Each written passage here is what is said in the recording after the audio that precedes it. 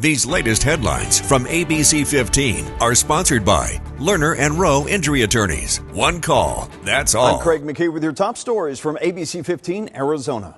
Students are back in class at Maryville High School with a modified schedule for today after a student was stabbed and died after a fight inside a classroom. We first brought you this story as breaking news on Tuesday. Police say a fight escalated between two boys there, ending with one killed in a stabbing.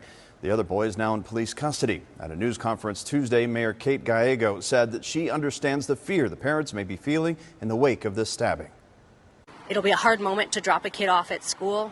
And so to the parents out there, know that we are working as hard as we can to make sure that schools are as safe as possible. Now, the QR code on your screen is from the Phoenix Police Department. They're asking for people who might have any video evidence that shows the stabbing or any events leading up to it to scan that code and share the video with investigators. ABC 15 is working to learn more details about a fatal crash we brought you as breaking news this morning. A woman died in that crash on Hunt Highway near Bella Vista Road in Santan Valley. This is footage of the scene here taken from Sweet James Chopper. We have confirmed two vehicles were involved and the other driver did not suffer any injuries. The story is still developing. Of course, we're going to bring you any updates as soon as we learn more.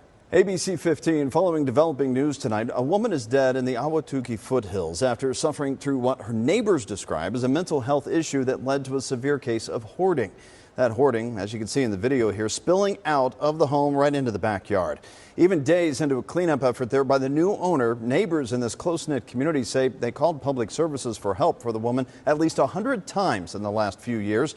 Then at the beginning of the month, her body was found in the backyard. The concept of community, has really resonated with all of us lately. Is wondering, did I do enough?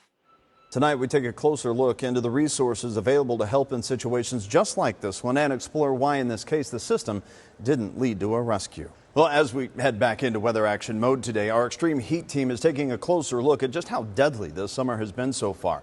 Right now, we're waiting for updates tied to heat-related deaths in Maricopa County, but we've been following these numbers very closely for you. According to Maricopa County, though, that heat-related deaths dashboard that they have, so far this summer, 44 people have died because of heat. In half of those cases, heat was the direct cause. The other half, as you see here, heat was a contributing factor. And take a look at this. You can see the deaths are widespread across the valley, but South Phoenix data shows multiple deaths in the 85034 and 85040 zip codes. Right now, 408 more deaths are still under investigation, a sobering reminder that our extreme heat can be deadly. Staying safe isn't just about limiting your time outdoors either. It's also about making sure that you have access to cool spaces and checking in on our neighbors, especially seniors who may be living alone right now. A reminder, when you go out hiking, you could be putting more than just yourself at risk. Recently, we spoke to the Phoenix Fire Department about what goes into performing technical rescues that we see on Camelback and other trails. So far this year, Phoenix firefighters have performed dozens and dozens of these rescues. They tell us so much of how they handle the heat is about making sure they are preparing even the day before. We do our best. We try to prepare the night before because we know it's going to be hot. It's just hot. Yeah. So we try at home. We're loading up with water the night before, trying to get our bodies ready to hit the road running. And then once we do, we can see we're just in here and it's just, you're sweating and you just can't keep up.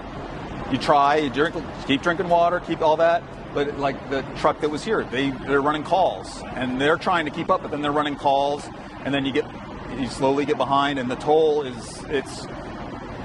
it adds up. It's harder to recover.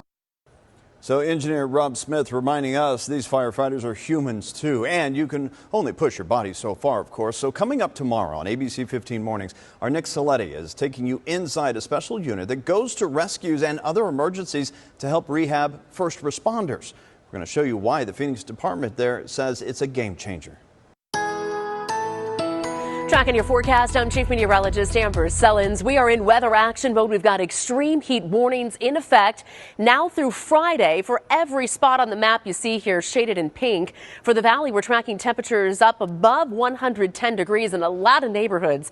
Phoenix closing in on 112 for tomorrow afternoon, which will put us just a couple of degrees shy of tomorrow's record. Early morning low just 92 degrees tomorrow. So we might actually set some records in the days ahead for the early morning low temperature. temperatures we have in this forecast. Not a lot of overnight relief, but we might get some in terms of some storms and maybe some rain. If we can get these storms off the higher terrain moving in tomorrow evening, we might see some cooler air after those storms arrive. Latest models really favor Pinal County over Maricopa County, but we have at least a slight chance in our forecast tomorrow and a little bit of a better chance on Friday as our weather action days continue. Over the weekend, temperatures will start to drop. We've got 102 in the forecast by Tuesday as storm chances ramp up to 30%.